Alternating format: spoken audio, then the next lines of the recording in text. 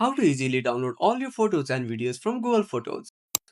Hi everyone, this is Max. I hope you are doing great, so let's start without wasting time. First of all, open up Google. Now tap on your profile and click on Manage your Google account.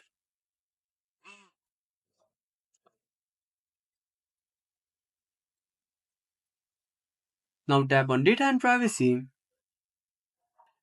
Now scroll down. Now find App and Services and click on Content Saved from Google Services.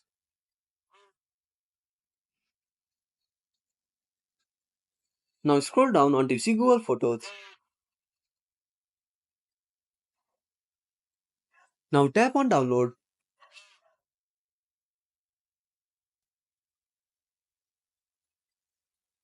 Now tap on Continue. Now click on Create Export. Now download all your photos after you receive email. So that's it. If you found this video helpful, smash that like button and subscribe our channel for more awesome content. Have a burning question or search the topic? Drop down a comment below. This is Max signing off until next time.